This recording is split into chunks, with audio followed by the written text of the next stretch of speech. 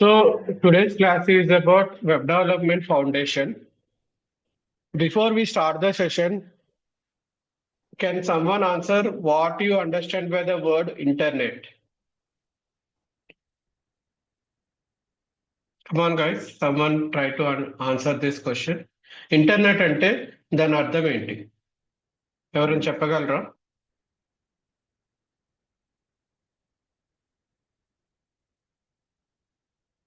ఎవరికి తెలీదా? Okay. Internet అంటే is nothing but an interconnected network. It connects computers around the world అని అర్థం. ఇవన్నీ ప్రతి వరల్డ్ లో ఉన్న కంప్యూటర్స్ అంటే దాని అర్థం మొబైల్ డివైజెస్ అయినా కావచ్చు, ల్యాప్టాప్స్ అయినా కావచ్చు, డెస్క్టాప్స్ అయినా కావచ్చు, లేకపోతే ఐప్యాడ్స్ అయినా కావచ్చు. ఇవన్నీ మనకి వరల్డ్ లో అన్ని కంప్యూటర్స్ మనకి through are connected to internet. And these internet cables మనం ఓషన్ నుంచి కూడా వేసి ఉంచుతాం.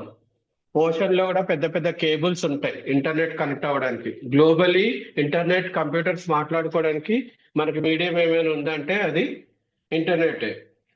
ఫర్ ఎగ్జాంపుల్ 2 కంప్యూటర్స్ కనెక్ట్ కావాలంటే మనకి ఒక యూఎస్బి కేబుల్ తో కనెక్ట్ చేసుకొని మనం డేటా షేర్ చేసుకోవచ్చు. అదే వరల్డ్ లో కేబుల్స్ అన్ని వరల్డ్ లో ఉన్న కంప్యూటర్స్ అన్ని కనెక్ట్ చేసుకొని మనం మాట్లాడుకోవాలనుకుంటే మాత్రం మనకి ఇంటర్నెట్ అవసరం.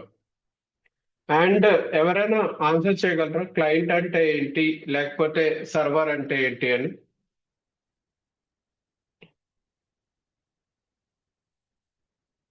Can anyone answer?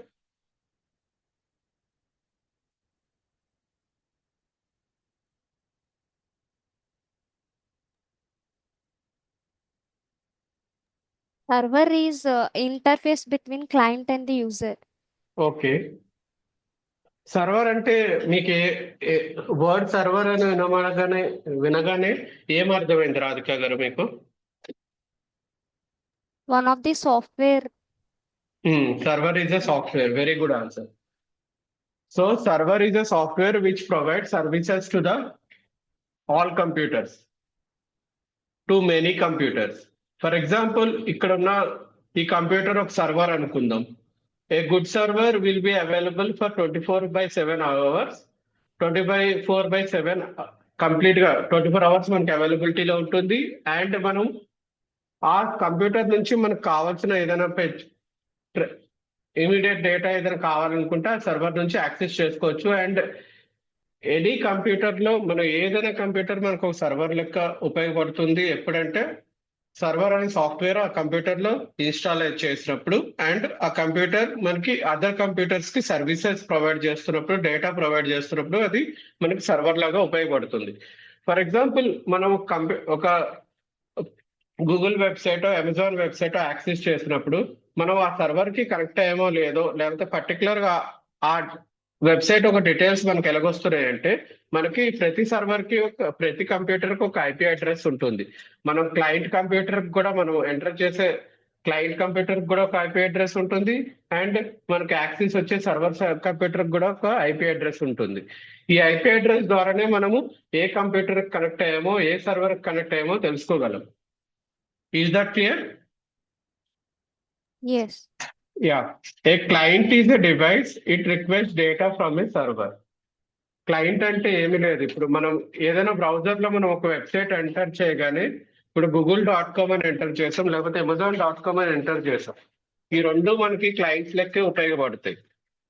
ఎందుకంటే మనం బ్రౌజర్ నుంచి మనం ఓపెన్ చేయగానే మనం ఒక డివైస్ నుంచి మనకి కావాల్సిన డేటా గూగుల్ నుంచైనా అమెజాన్ నుంచైనా మనం ఫెచ్ చేసుకుంటున్నాం కాబట్టి మనకి అది క్లయింట్ అవుతుంది. And Amazon server, Google server ఇక్కడ సర్వర్ లెక్క మనకి వర్క్ అవుతుంది. అండ్ యాజ్ ఎ సెడ్ మనకి ఈచ్ కంప్యూటర్ కి ఒక ఇండివిజువల్ ఐపీ అడ్రస్ ఉంటుంది. మనకి ఈ ఐపీ అడ్రసెస్ ద్వారానే ఎవరైనా హ్యాకర్స్ గట మనకి మన కంప్యూటర్ ని గట్రా హ్యాక్ చేయాలంటే మన ఐపీ అడ్రస్ ద్వారానే హ్యాక్ చేస్తుంటారు. జనరల్ గా మన ఐపీ అడ్రస్ అనేది చాలా confidential information. But IP address trace చేస్తే మన కంప్యూటర్నైనా ఏ కంప్యూటర్నైనా వరల్డ్ లో ఉన్న ఏ కంప్యూటర్నైనా మనం యాక్సెస్ చేసుకోవచ్చు. అండ్ ఒక వ్యక్తి ఏదైనా వెబ్సైట్ ఎంటర్ చేస్తే ఇప్పుడు ఫర్ ఎగ్జాంపుల్ ఒక బ్రౌజర్ లో ఒక వ్యక్తి ఏదైనా వెబ్సైట్, అమెజాన్ వెబ్సైట్ అయినా, ఫ్లిప్కార్ట్ అయినా, నెట్ఫ్లిక్స్ అయినా ఇలాంటి వెబ్సైట్ ఎంటర్ చేయగానే ఫస్ట్ రిక్వెస్ట్ అనేది మనకి ఇంటర్నెట్ సర్వీస్ ప్రొవైడర్ దగ్గరికి వెళ్తుంది. ఐఎస్పి అంటే internet service provider. Internet service provider అంటే ఫర్ ఎగ్జాంపుల్ గూగుల్, ఇది మన ఎయిర్టెల్, జియో, ఇవన్నీ ఇంటర్నెట్ సర్వీస్ ప్రొవైడర్స్. ఈ ఇంటర్నెట్ సర్వీసెస్ ప్రొవైడర్స్ నుంచి మనకి నెక్స్ట్ ఆ request domain name system DNS దగ్గరికి వెళ్తుంది. డిఎన్ఎస్ లో మనకి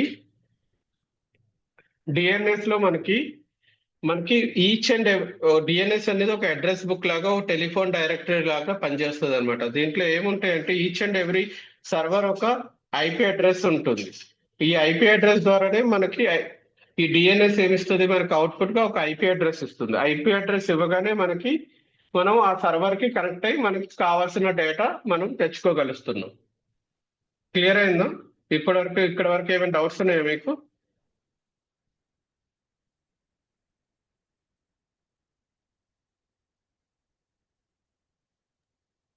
Yeah, okay, clear. Okay. DNS అంటే డొమైన్ నేమ్ సిస్టమ్. దీంట్లో ఏముంటుంది, it translates them into IP addresses. This allows your browser to connect. It connects to the correct server. మనం ఏదైనా IP address enter చేసినప్పుడు మనకు కరెక్ట్ సర్వర్ కనెక్ట్ అవ్వడానికి DNS అనేది ఉపయోగపడుతుంది.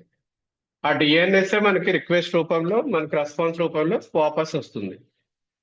ఫర్ ఎగ్జాంపుల్ మనకు ఒక వెబ్సైట్ ఉంటుంది ఇక్కడ, nslookup.io అనే అడ్రస్. ఇందులో మనం google.com అని ఎంటర్ చేయగానే మనకి google.com అని ఎంటర్ చేయగానే ఈ డొమైన్ నేమ్ ఎంటర్ చేయగానే ఆ డొమైన్ నేమ్ సంబంధించిన ఐపీ అడ్రసెస్ అన్ని ఇక్కడ వచ్చాయి. మనం ఈ ఐపీ అడ్రస్ ద్వారా మనం గూగుల్ వెబ్సైట్ కి కనెక్ట్ అవ్వచ్చు.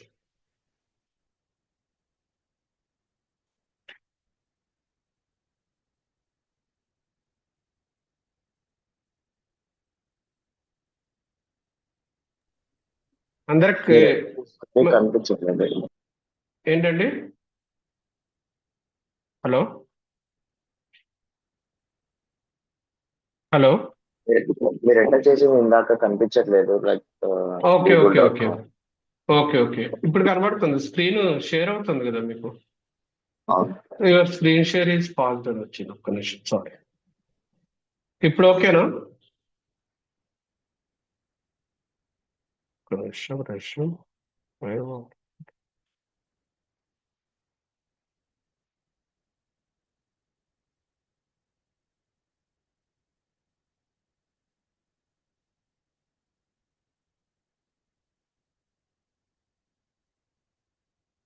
ఇప్పుడు google.com అని నేను ఇక్కడ nslookup.io లో ఎంటర్ చేశాను. ఎంటర్ చేయగానే మనకి దానికి సంబంధించిన ఐపీ అడ్రసెస్ అన్ని వచ్చాయి. గూగుల్ సర్వర్ కి సంబంధించిన ఐపీ అడ్రస్. ఇందులో ఏ ఐపీ అడ్రస్ కొట్టైనా మనము google.com ని యాక్సెస్ చేసుకోవచ్చు. అండ్ దీనివల్ల ఉపయోగం ఏంటంటే మనకి ఇప్పుడు డిఎన్ఎస్ తో పాటు మనకి సిడిఎన్ నెట్వర్క్ అని ఉంటుంది, కంటెంట్ డెలివరీ నెట్వర్క్ అని. మనం అక్రాస్ వరల్డ్ లో మనకి నియరెస్ట్ సర్వర్ కనెక్ట్ అవ్వడానికి సిడిఎన్ నెట్వర్క్స్ అనేవి ఉపయోగపడతాయి. సో ఏదైనా డొమైన్ ఎంటర్ చేయగానే ఫస్ట్ ఆ డొమైన్ మన రిక్వెస్ట్ వచ్చి మన ఇంటర్నెట్ సర్వీస్ ప్రొవైడర్ దగ్గరికి వెళ్తుంది. అక్కడ నుంచి మన డిఎన్ఎస్ దగ్గరికి వెళ్తుంది. ఆ డిఎన్ఎస్ లో మనకు ఐపీ అడ్రసెస్ ఉంటాయి. ఐపీ అడ్రస్ ద్వారా మనం ఫలానా వెబ్సైట్ సర్వర్ కనెక్ట్ అవుతాం. ఆ సర్వర్ కనెక్ట్ అయ్యి మనం యాక్సెస్ చేసుకుంటాం మనకు కావాల్సిన డీటెయిల్స్. ఇవన్నీ పాసిబుల్ త్రూ ఇంటర్నెట్ అవుతుంది.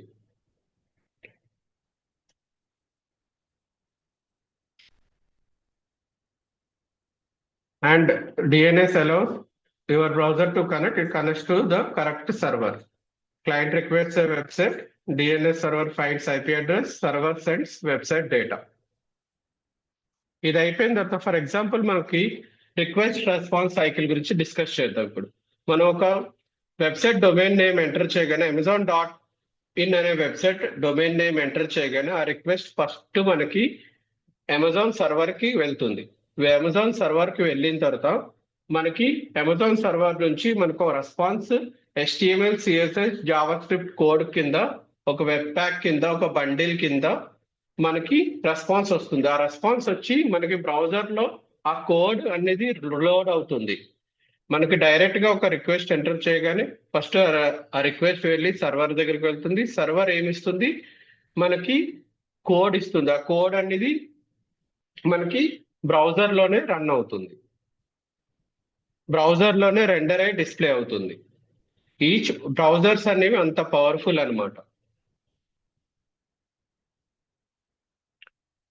అండ్ వెబ్ డెవలప్మెంట్ అంటే nothing but web development is building websites for the internet అని అర్థం. It involves coding and design. The goal is creating engaging experiences. So మనం ఏ వెబ్సైట్స్ అయినా క్రియేట్ చేసేది for internet, so that మనం ఒక mobile ద్వారా అయినా మనకి నెట్ఫ్లిక్స్ అయినా అమెజాన్ అయినా ఇలాంటి మూవీ డేటా మనం ఒక చూడాలనుకున్నా, మనం ఏది ఎక్కడ ఏ డేటా కావాలనుకున్నా మనకి వెబ్సైట్స్ అనేవి చాలా అవసరం. అండ్ ఇది వెబ్ డెవలప్మెంట్ ద్వారా మనకి యూజ్ అవుతుంది. అండ్ ఇందులో మనకి ఫ్రంట్ ఎండ్ ఉంటుంది. ఫ్రంట్ ఎండ్ లో మనకి మెయిన్ టెక్నాలజీస్ వచ్చేసి బిల్డింగ్ బ్లాక్స్ వచ్చేసి HTML, CSS, Java script. HTML అనేది స్ట్రక్చర్ కిందకు ఉపయోగపడుతుంది, CSS అనేది స్టైలింగ్ గురించి, మనకి జావా స్క్రిప్ట్ అనేది ఫంక్షనాలిటీస్ యాడ్ చేయడానికి. అండ్ బ్యాక్ ఎండ్ అనేది it's different thing. Back end లో మనకి హ్యాండిల్ సర్వర్ సైడ్ లాజిక్ అంతా బ్యాక్ ఎండ్ లోనే రాస్తాం అనమాట. And front end back end cover చేస్తే మనకి ఫుల్ స్టాక్ డెవలప్మెంట్ కిందకి వస్తాం. ఇప్పుడు HTML గురించి డిస్కస్ చేయాలంటే HTML ప్రొవైడ్స్ ద స్ట్రక్చర్. ఒక వెబ్సైట్ కి కావాల్సిన స్ట్రక్చర్ అంతా HTML ద్వారానే మనం బిల్డ్ చేస్తాం. HTML లో మనకి రూట్ ఎలిమెంట్ వచ్చి HTML ఎలిమెంట్ ఉంటుంది. అండ్ మనకి మెటా ఇన్ఫర్మేషన్ అంతా హెడ్ ట్యాగ్స్ లో ఉంటుంది. అండ్ మనకి వెబ్ పేజ్ లో కనబడే డేటా అంతా మనకి బాడీలో ఉంటుంది. అండ్ ఇదంతా నేను ఇన్ డీటెయిల్డ్ గా ఇప్పుడు చెప్తాను కొంచెంసేపు అయ్యాక, జస్ట్ మీకు ఓవర్ వ్యూ చెప్తాను. అండ్ CSS వచ్చి మనకి స్టైలింగ్ పర్పస్ కి, అండ్ జావా స్క్రిప్ట్ వచ్చేసరికి ఒక వెబ్సైట్ కి ఏదైనా బిహేవియర్ యాడ్ చేయాలంటే జావా స్క్రిప్ట్ ఓ బటన్ నొక్కగానే మనకి ఒక సబ్మిట్ అవ్వాలన్నా లేకపోతే సైన్ అవుట్ అవ్వాలన్నా ఇవన్నీ మనకి జావా స్క్రిప్ట్ ద్వారా అవుతాయి. ఒక వెబ్సైట్ కి ఫంక్షనాలిటీ బిహేవియర్ అన్ని యాడ్ చేసేది జావా స్క్రిప్ట్ ద్వారానే. అండ్ దీని మీద మనకి లైబ్రరీస్, ఫ్రేమ్ వర్క్స్ ఉంటాయి to make complex works easier. Libraries like react, లేకపోతే ఫ్రేమ్ వర్క్స్ లైక్ యాంగ్లర్, ఇవన్నీ ఏంటంటే మనకి వెబ్ డెవలప్మెంట్ ప్రాసెస్ ని, కాంప్లెక్స్ టాస్క్ ని ఈజియెస్ట్ వేలో ఇంప్లిమెంట్ చేయడానికి ఇవన్నీ ఉపయోగపడతాయి. CSS అనేది అంటే మనకు స్టైలింగ్ పర్పస్, మనకు ఒక వెబ్సైట్ లో కలర్ ఎలాగ ఉండాలి, ఒక టెక్స్ట్ సైజ్ ఎంత ఉండాలి, ఒక ఇమేజ్ విడ్త్ ఎంత ఉండాలి, ఇవన్నీ మనకి CSS ద్వారానే పాసిబుల్ అవుతుంది. యాజ్ ఎ సెడ్ జావా స్క్రిప్ట్ అనేది మనకి జావా స్క్రిప్ట్ అనేది బిహేవియర్ యాడ్ చేయడానికి ఉపయోగపడుతుంది. అండ్ వెబ్సైట్స్ జావా స్క్రిప్ట్ వల్ల ఇంటరాక్టివ్ అవుతాయి అండ్ డైనమిక్ వెబ్ పేజెస్ అవుతాయి. ఇక్కడ వరకు క్లియరా?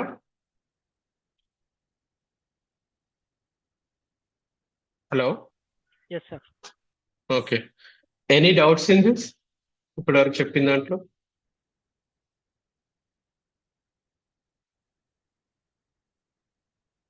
Anyone, any doubts? Up to now, okay. Up to no okay, great.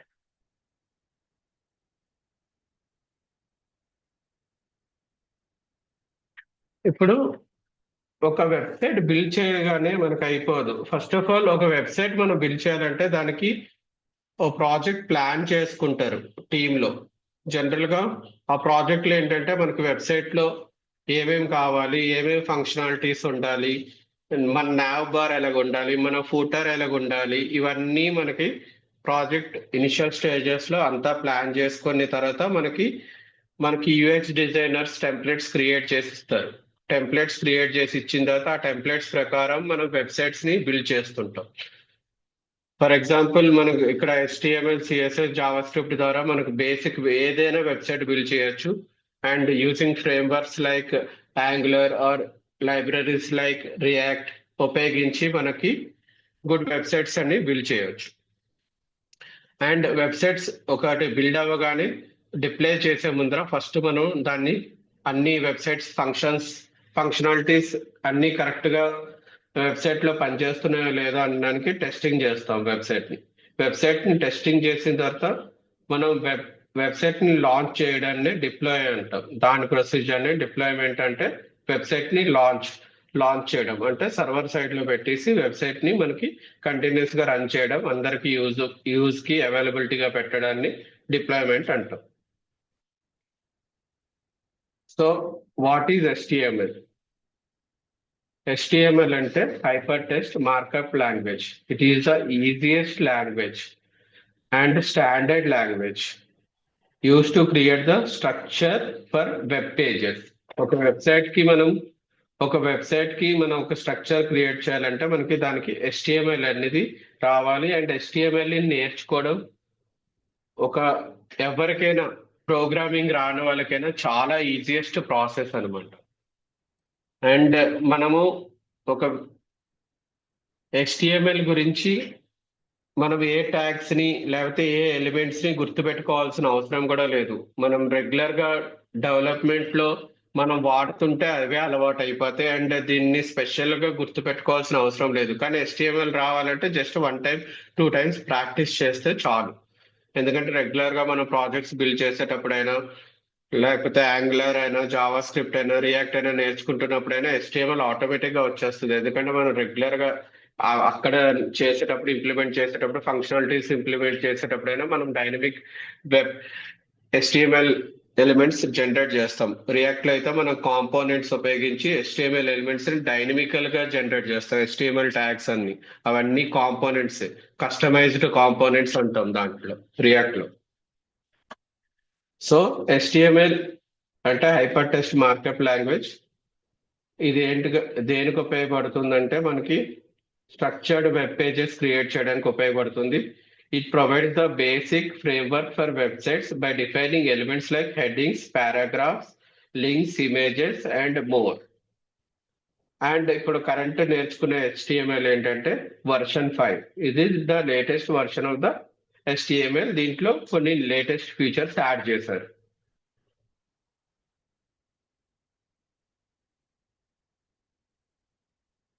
So before going further, can anyone tell the difference between what is web page and what is website and what is web application?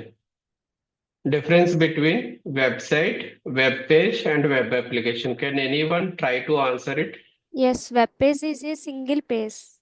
Okay. Website is nothing but group of web pages are called website. Okay. What is a web application, Radhika garu? I don't know much about that. Web application. Okay. You are partially correct, Radhika. When it coming to website ante web page ante nothing but collection of HTML elements antam. Web page ante nothing but collection of HTML elements and it's a single page. When it comes to website ante is nothing but collection of static web pages is known as website which are deployed on the server side. మనం server side deploy చేస్తేనే అది website అవుతుంది. అప్పుడే domain name తో మనం ఆ web pages ని మనం యాక్సెస్ చేసుకోవచ్చు. సో ఒక వెబ్ పేజ్ క్రియేట్ చేయాలంటే మనకి కలెక్షన్ ఆఫ్ HTML ఎలిమెంట్స్ కావాలి. ఒక వెబ్సైట్ క్రియేట్ చేయాలంటే మనకు కలెక్షన్ ఆఫ్ వెబ్ పేజెస్ కావాలి, స్టాటిక్ వెబ్ పేజెస్ కావాలి అండ్ దాన్ని మనం డిప్లాయ్ చేసుకోవాలి ఆన్ సర్వర్ సైడ్. డిప్లాయ్ చేసుకొని దాన్ని యాక్సెస్ చేసుకోగలిస్తే అప్పుడే అది వెబ్సైట్ అవుతుంది. అదే వెబ్ అప్లికేషన్ అనుకోండి. What is web application? Can anyone try to answer this question? Web application అంటే చెప్పగలరా? Right or wrong answer? Nobody is there to judge you guys. Try చేయండి, పర్వాలేదు. Sir, can you repeat once again about website? Website అంటే collection of static web pages అమ్మా Divya, which are deployed on the server side. that is called a website. Collection of static web pages deployed on the server side is called a website. Me voice break అవుతుంది. నా voice break అవుతుందా? అందరికి అదే problem? అవునండి. Voice clear రావడం లేదా? ఒక్క నిమిషం, నా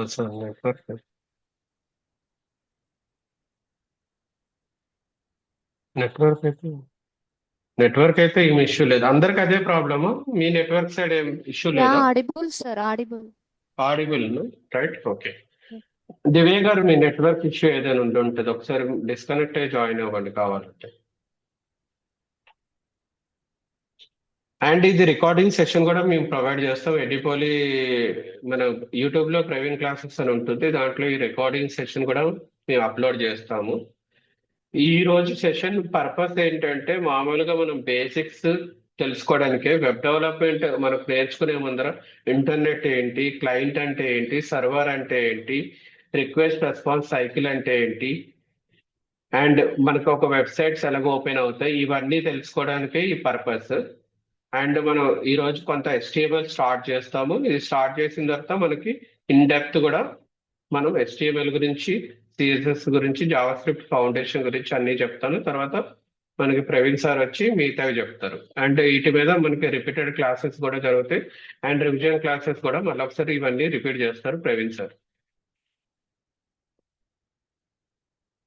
and can anyone try to answer what is web application?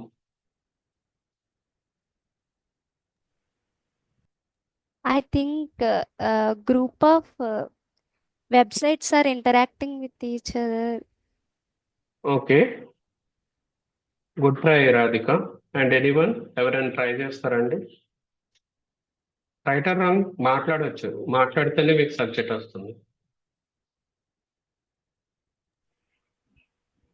A application which was performed in the website. Okay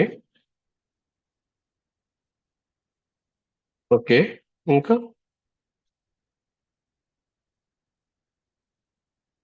Ravi గారు చేసిన answer correct. Web application gives the interactive and dynamic functionality. Web application అంటే is nothing but, మనం ఒక request పంపించాం అనుకోండి, sir user can interact with the web application. Right answer Ravi గారు.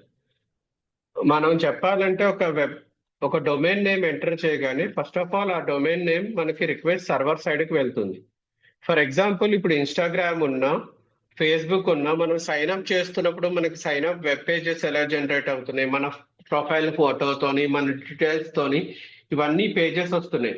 అలాగే మిగతా వాళ్ళు మన ఇన్స్టాగ్రామ్ లోకి లాగిన్ అయినప్పుడైనా, మన ఫేస్బుక్ లోకి లాగిన్ అయినప్పుడైనా మన డేటా ఎంత ఎలా డిస్ప్లే అవుతుంది, మన ప్రొఫైల్లో ఎంతమంది ఫ్రెండ్స్ ఉన్నారు, మన చాట్ లో ఎంతమంది ఆన్లైన్ ఉన్నారు, ఇవన్నీ పేజెస్ మనం ఏం స్టాటిక్ గా క్రియేట్ చేయడం లేదు. ఇవన్నీ ఏంటంటే డైనమిక్ గా మనకి జనరేట్ అయ్యి వస్తున్నాయి. ఇవన్నీ వెబ్ అప్లికేషన్స్, ఫేస్బుక్ అయినా, ఇన్స్టాగ్రామ్ అయినా, ఇవన్నీ వెబ్ అప్లికేషన్స్. ఎలాగంటే మనం ఒక రిక్వెస్ట్ సర్వర్ కి పంపించగానే సర్వర్ లో మనకి జావా స్క్రిప్ట్ లో అయినా, పైథాన్ లో అయినా, జావాలో అయినా బ్యాక్ ఎండ్ వాళ్ళు ప్రోగ్రామ్స్ రాసి ఉంచుతారు. ఇవన్నీ ఏం చేస్తాయంటే ఈ ప్రోగ్రామ్స్ అన్ని మనకి డైనమికల్ గా పేజెస్ డేటాబేస్ నుంచి జనరేట్ చేసి మన డేటా పెట్టి మనకి రెడీమేడ్ గా వెబ్సైట్స్, మనకి డేటాలో ఏ డేటా లోడ్ కావాలి, ఏ ప్రొఫైల్ పిక్చర్ ఎక్కడ లోడ్ అవ్వాలి, ఇవన్నీ పెట్టి మనకి డైనమిక్ గా ఒక వెబ్ అప్లికేషన్ జనరేట్ అయ్యి ఇస్తాయి అనమాట. సో వెబ్ అప్లికేషన్ అంటే is nothing but collection of web programs which generate web pages dynamically from the server side is called web application. So web applications ఏంటంటే, as Ravi garu said, gives interactive and dynamic functionalities. మనకు automatic గా dynamic గా pages generate అయ్యి వస్తాయి. So this is the basic difference between A website, web page and web application.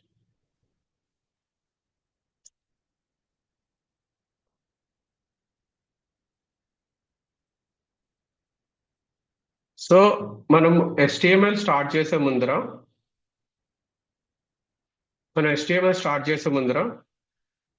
HTML elements అంటే ఎవరైనా చెప్పగలరు?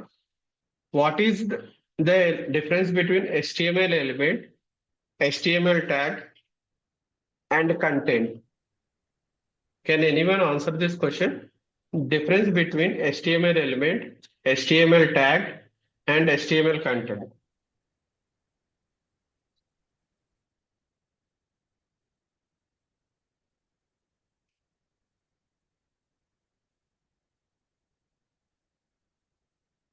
Can anyone try to answer this?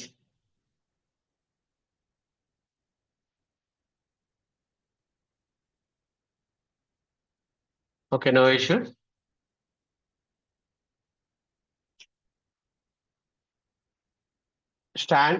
మనకి HTML language లో స్టాండర్డ్ ఎలిమెంట్స్ అనేవి ఉంటాయి అన్నమాట. Like heading, paragraph, image, buttons, ఇవన్నీ ఏంటంటే standard HTML elements which HTML language provides to us. And ఇవన్నీ HTML ఎలిమెంట్స్ అని దేన్ని అంటామంటే, మనకి ఇప్పుడు ఇక్కడ పారాగ్రాఫ్ ట్యాగ్ కనబడుతుంది చూడండి. P ట్యాగ్ లో మనకి ఓపెనింగ్ ట్యాగ్ ఉంది, క్లోజింగ్ ట్యాగ్ ఉంది, దాని మధ్యన కంటెంట్ ఉంది. కంటెంట్ ఇవన్నీ కలిపితే ఒక HTML ఎలిమెంట్ అవుతుంది. P ట్యాగ్ లో opening tag and closing tag మధ్యన ఉన్న కంటెంట్ ఇవన్నీ కలిపితే ఒక ఎలిమెంట్ అవుతుంది. సో మనకి HTML లాంగ్వేజెస్ లో మనకి మల్టిపుల్ ఎలిమెంట్స్ అనేది ఈ లాంగ్వేజ్ ప్రొవైడ్ చేసి ఇస్తుంది. లైక్ హెడ్డింగ్ ట్యాగ్స్ అనేవి H1 to H6 ట్యాగ్స్ ఉంటాయి అనమాట. మనకి ఈచ్ హెడ్డింగ్ ట్యాగ్ వాడినప్పుడు ఒక టెక్స్ట్ సైజ్ అనేది తగ్గుతూ వస్తుంది. H1 వాడుతున్నప్పుడు పెద్ద టెక్స్ట్ సైజ్ వస్తుంది, H2 వాడుతున్నప్పుడే కొంచెం తగ్గుతుంది, H3 ట్యాగ్ వాడినప్పుడు ఇంకొంచెం సైజ్ తగ్గుతుంది. అండ్ మనకి డిఫరెంట్ HTML ట్యాగ్స్ అనేది వాడుకోవచ్చు. ఈవెన్ పారాగ్రాఫ్ ట్యాగ్ ఉంటుంది. పారాగ్రాఫ్స్ పెద్ద పెద్ద పారాగ్రాఫ్స్ రాసుకోవడానికి పెట్టుకోవడానికి, మన కంటెంట్ పెట్టుకోవడానికి పారాగ్రాఫ్ ట్యాగ్స్ వాడతాము. ఇమేజెస్ పెట్టుకోవడానికి ఇమేజ్ ట్యాగ్ వాడతాము. మనం బటన్ క్లిక్ చేస్తున్నప్పుడు మనం ఏదైనా బటన్ రూపంలో ఫంక్షనాలిటీస్ యాడ్ చేయడానికి బటన్ ట్యాగ్ వాడతాము. సో ఇవన్నీ different types of HTML tags అన్నమాట. అండ్ ఈ ట్యాగ్స్ ని బ్రౌజర్స్ ఏ బ్రౌజర్ అయినా రికగ్నైజ్ చేస్తాయి. మనకి డిఫరెంట్ టైప్స్ ఆఫ్ బ్రౌజర్స్ ఉంటాయి. క్రోమ్ ఉంటుంది, సఫారీ ఉంటుంది, ఒపెరా ఉంటుంది, మోజిల్లా ఉంటుంది, ఇంటర్నెట్ ఎక్స్ప్లోజర్ ఉంటాయి. డిఫరెంట్ టైప్స్ ఆఫ్ బ్రౌజర్స్ లో ఏ బ్రౌజర్ అయినా మనకి ఈ పర్టికులర్ ట్యాగ్స్, లేటెస్ట్ బ్రౌజర్స్ అన్ని మనకి HTML5 ట్యాగ్స్ అన్ని రికగ్నైజ్ చేస్తాయి. అండ్ HTML ట్యాగ్స్ అంటే యాజ్ ఎ సెడ్ ఇప్పుడు ఓపెనింగ్ యాంగిల్ బ్రాకెట్స్ లో మనం P అని పెడితే HTML ట్యాగ్ అవుతుంది. ఇవన్నీ లోవర్ కేస్ లోనే, HTML ట్యాగ్స్ అన్ని లోవర్ కేస్ లోనే ఉంటాయి. అండ్ మనం ఇప్పుడు ఫర్ ఎగ్జాంపుల్ ఒక HTML ట్యాగ్ క్రియేట్ చేద్దాం. అండ్ బ్రౌజర్ లో ఒక వెబ్ పేజ్ క్రియేట్ చేసి మనం బ్రౌజర్ లో లోడ్ చేద్దాం. ఫర్ ఎగ్జాంపుల్ అందరూ VS కోడ్ ఎడిటర్ ఇన్స్టాల్ చేసుకోండి. మనకి గూగుల్లో సెర్చ్ చేస్తే VS కోడ్ ఎడిటర్ వస్తుంది. అది లేటెస్ట్ వర్షన్ ఇన్స్టాల్ చేసుకొని మనం కోడింగ్ అంతా VS కోడ్ లో చేసుకుంటే ఏంటంటే అందరూ ఇండస్ట్రీ స్టాండర్డ్స్ ప్రకారంగా మనకి ఈజీగా ఉంటుంది, యూజర్ ఫ్రెండ్లీగా ఉంటుంది VS code. Already I have VS code in my system. నేను ఒక ఫోల్డర్ క్రియేట్ చేసుకుంటున్నాను.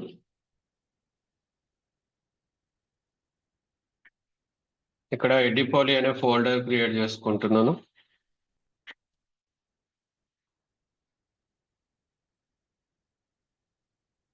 ఇందులో నేను VS కోడ్ ఓపెన్ చేసి ఫోల్డర్ ఓపెన్ చేస్తాను. ఇప్పుడు క్రియేట్ చేసుకున్న ఫోల్డర్.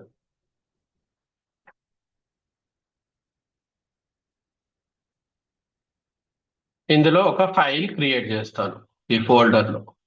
ఆ ఫైల్ కి index.html అని ఇస్తాను. .html అనేది ఎక్స్టెన్షన్ అన్నమాట. మనం క్రియేట్ చేసిన వెబ్ పేజ్ కి .html అనేది ఎక్స్టెన్షన్. ఇప్పుడు CSS ఫోల్డర్ కి అయితే, CSS ఫైల్ కి అయితే .css అని వస్తుంది. జావా స్క్రిప్ట్ ఫైల్ కి అయితే .js అని వస్తుంది. అదే మనకి జావా ఫైల్ కి అయితే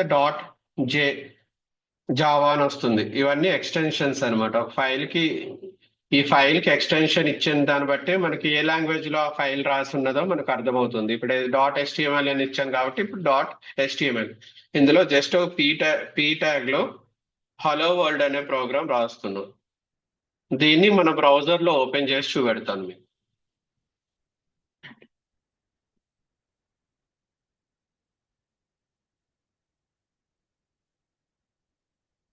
చూడండి, మనం ఇప్పుడు పీ ట్యాగ్ లో హలో వరల్డ్ అని రాయగానే మనకి మన బ్రౌజర్ లో ఓపెన్ అయిపోయింది. అందరికి కనిపించిందా? కనిపిస్తుందా స్క్రీన్? ఎస్. ఓకే. సో మనం ఫస్ట్ HTML ప్రోగ్రామ్ అనేది రాస్తాం. దాన్ని పీ ట్యాగ్ వాడాము. మనం index.html లో డైరెక్ట్ ఓపెన్ చేసాం. దీన్ని కోడ్ ఇన్స్పెక్ట్ కూడా చేసుకోవచ్చు. మనం రాసింది ఇన్స్పెక్ట్ ఎలిమెంట్స్ లో ఇప్పుడు మనకి చూడండి, మనం జస్ట్ పీ ట్యాగ్ ఇచ్చాను, కాకపోతే ఆటోమేటిక్ గా మనకి బ్రౌజర్ అనేది HTML element root element create చేసుకుంది. HTML ఎలిమెంట్ అనేది మన బ్రౌజర్ ఆటోమేటిక్ గా క్రియేట్ చేసుకుంది, దాన్నే రూట్ ఎలిమెంట్ అంటాం. అండ్ తర్వాత హెడ్ ట్యాగ్ పెట్టుకుంది. తర్వాత బాడీలో మనకి పీ ట్యాగ్ లో హలో వరల్డ్ అనేది మనం రాసిన ప్రోగ్రామ్ అనేది డిస్ప్లే అయ్యింది.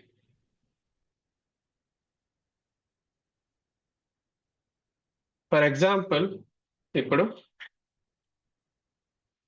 H1 లో హలో వరల్డ్ అని రాస్తాను.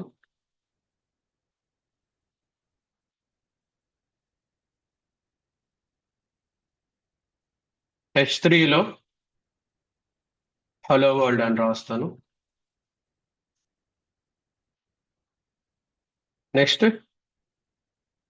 H6 లో హలో వరల్డ్ అని రాస్తాను.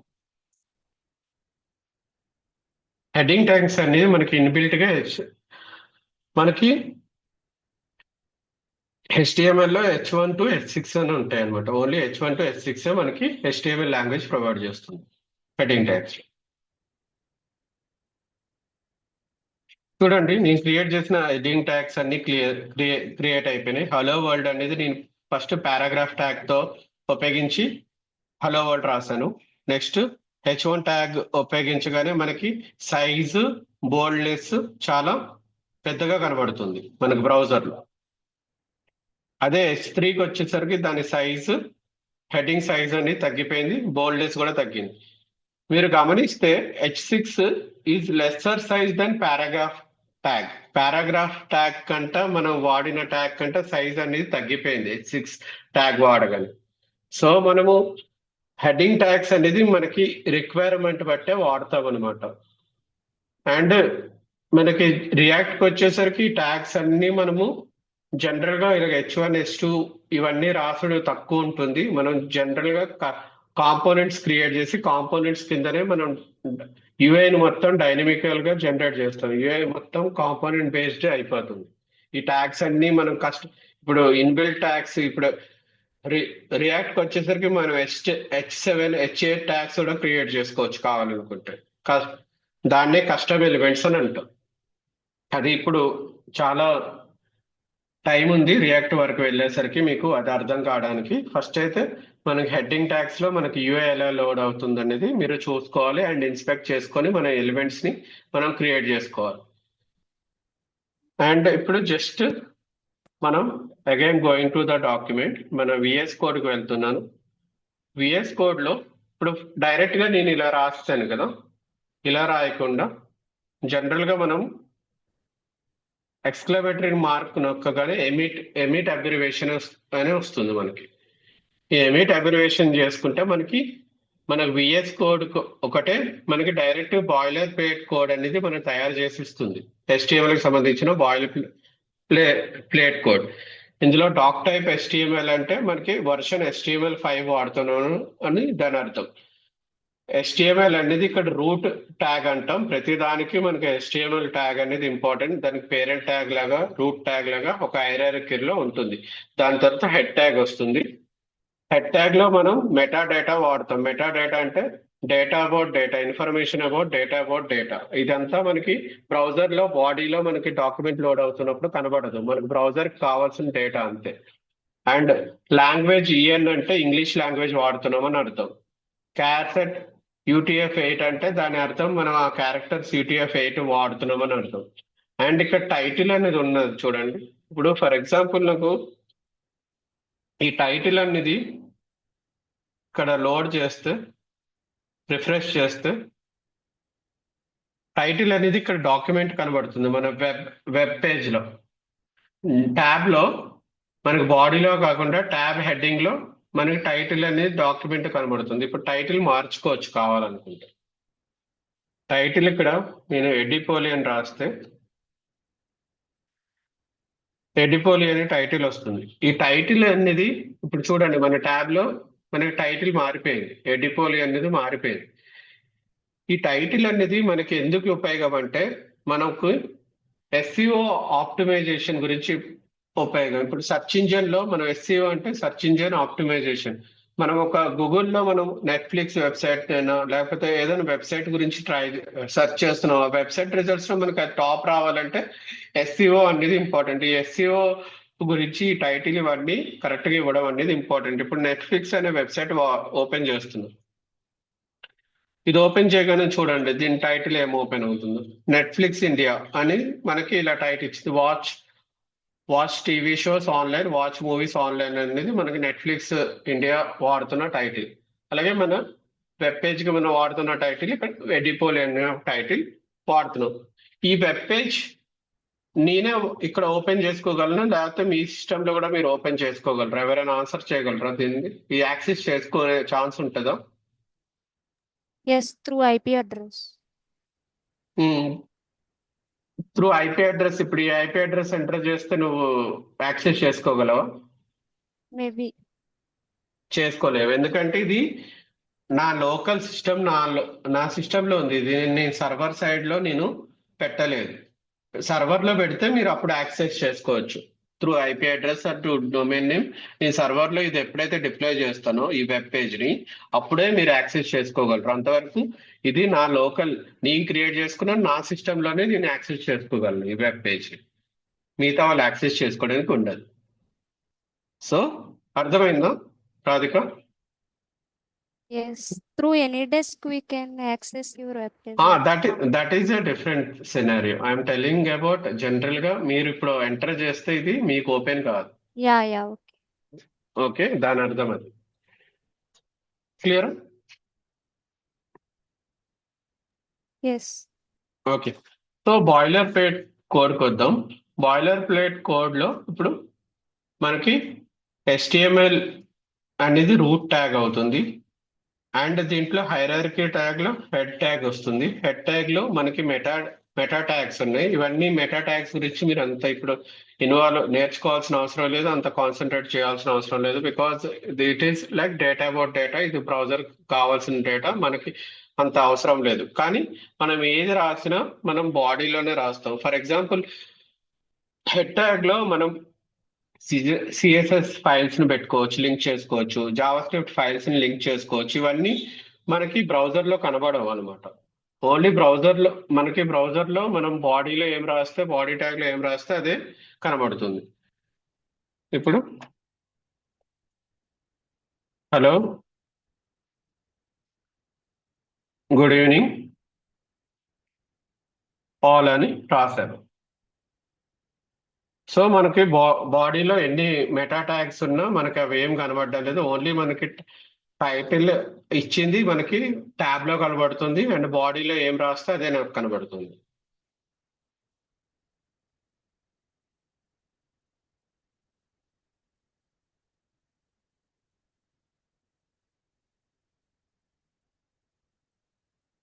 ఇలాగా మనకి ఏది కావాలంటే అది మన బాడీలో రాసుకోవచ్చు, డిస్ప్లే చేసుకోవచ్చు.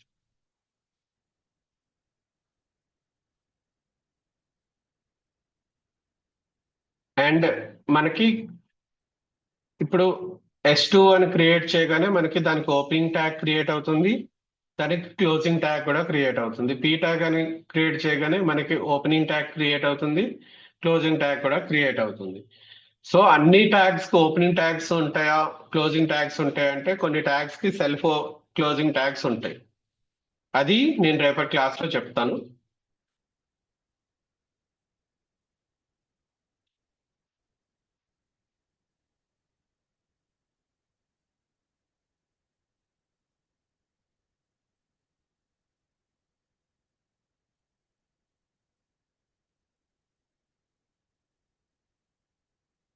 సో మనకి ఇది ఏంటంటే బాయిలర్ ప్లేట్ కోడ్ ఒకటి standard format or skeleton of writing HTML code లాగా ఉపయోగపడుతుంది. ఇది ఏంటంటే ప్రతి లాంగ్వేజ్ కి ఒక స్టాండర్డ్ బాయిలర్ ప్లేట్ ఉంటుంది, కోడ్ ఉంటుంది. HTML కి అయితే మనకి యాజ్ ఎ సెడ్ డాక్ టైప్ HTML అనేది వర్షన్ HTML5 వాడుతున్నాం అని చెప్తుంది. HTML tag opening tag closing tag అనేది రూట్ ట్యాగ్స్ లో ఉపయోగపడుతుంది. దాంట్లో హెడ్ బాడీ అనేది ఒక చిల్డ్రన్ లాగా ఉపయోగపడుతుంది. ఇవన్నీ ఏంటంటే డామ్ ట్రీ లాగానే మనకి ఫామ్ అవుతుంది. డాక్యుమెంట్ ఆబ్జెక్ట్ మోడల్ అంటాం. అది మనకి జావా స్క్రిప్ట్ చెప్తున్నప్పుడు మనం చెప్పుకోవచ్చు.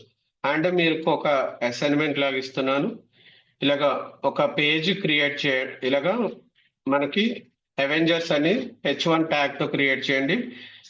అండ్ ఐరన్ మ్యాన్ అనేది మనకి H2 ట్యాగ్ తో క్రియేట్ చేయండి. అండ్ ఏదైనా పారాగ్రాఫ్ మీరు ఏదైనా పెట్టుకొని also goes by the name అనేది పారాగ్రాఫ్ ట్యాగ్ లో పెట్టి ఈ టోనీ స్టార్క్ అనేది బోల్డ్ లో వచ్చింది కదా, ఇది బి ట్యాగ్ వాడండి. బోల్డ్ ట్యాగ్ వాడితే మీకు ఇలాగ మనం క్రియేట్ చేసుకోవచ్చు. అండ్ మనకి ఇప్పుడు for example how are you అనేది ఇప్పుడు యు అనేది నేను బోల్డ్ లో పెట్టాలంటే నేను పీ ట్యాగ్ లోనే బి ట్యాగ్ ఇచ్చి దీంట్లో పెట్టగానే మనకి బ్రౌజర్ లో యు అనేది బోల్డ్ అయిపోద్ది. అంటే దీన్నే మనకి HTML ట్యాగ్స్ నెస్టింగ్ అని అంటాం. HTML ట్యాగ్స్ లోనే మల్టిపుల్ ట్యాగ్స్ వాడుకోవచ్చు. ఇదేంటంటే HTML ట్యాగ్స్ నెస్టింగ్ అవుతుంది. అండ్ ఫర్ ఎగ్జాంపుల్ ఆర్ అనేది ఇక్కడ అండర్లైన్ లో రావాలనుకోండి, యూ ట్యాగ్ అని వాడుతాం.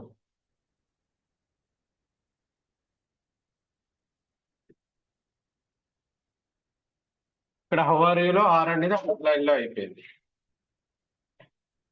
క్లియరా?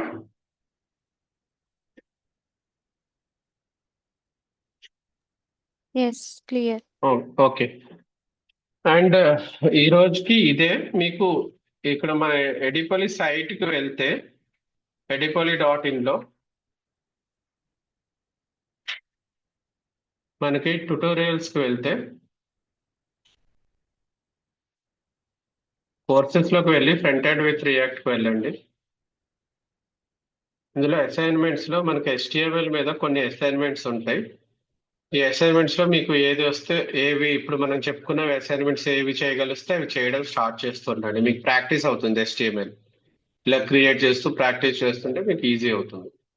మిగతా ట్యాగ్స్ గురించి, లిస్ట్ ఐటమ్స్ గురించి, అందులో అన్ఆర్డర్డ్ లిస్ట్, ఆర్డర్డ్ లిస్ట్, ఇవన్నీ టేబుల్స్ గురించి, ఇవన్నిటి గురించి నేను రేపు క్లాస్ చెప్తాను. Any questions?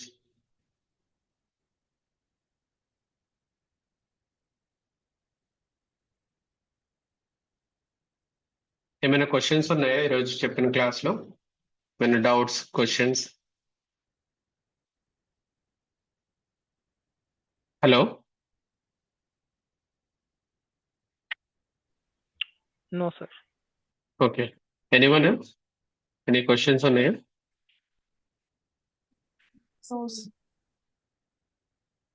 ఓకే. ఇది మా యూట్యూబ్ ఛానల్. ఇది కాదు గణేష్.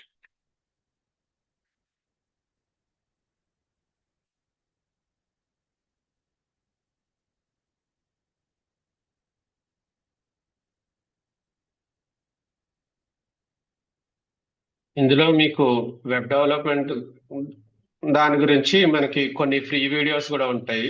ఇందులో మీరు ఎప్పుడైనా డెవలప్మెంట్ గట్రా నేర్చుకోవాలనుకున్నా మీరు నేర్చుకుంటూ ఉండొచ్చు. మన షార్ట్స్ కూడా ఉంటుంటాయి. మన ఛానల్ సంబంధించిన టెక్నాలజీ సంబంధించిన షార్ట్స్ కూడా ఉంటుంటాయి. ఇంట్రెస్టింగ్ షార్ట్స్ ఇవన్నీ మన ఛానల్లో ఉంటాయి. ఇవి కూడా చూసుకోవచ్చు. అండ్ ఇందులో ప్లేలిస్ట్లో నేను ఒక RB48 ప్లేలిస్ట్ ఒకటి క్రియేట్ చేసి ఫౌండేషన్ ప్లేలిస్ట్ అని పెడతాను. దాంట్లో ఈరోజు చెప్పిన క్లాస్ వీడియో అప్లోడ్ చేస్తాను. మీకు ఏ డౌట్స్ అయినా ఉంటే అది రిఫర్ చేసుకోవచ్చు ఆ వీడియో. అండ్ నెక్స్ట్ సెషన్ది కూడా నేను ఇందులో ఈ ప్లేలిస్ట్ లోనే పెడతాను. రేపు కూడా ఇదే లింక్ ఉపయోగించి మీరు అందరు జాయిన్ అవ్వచ్చు. ఓకేనా? ఇంకేమైనా డౌట్స్ ఉన్నాయా?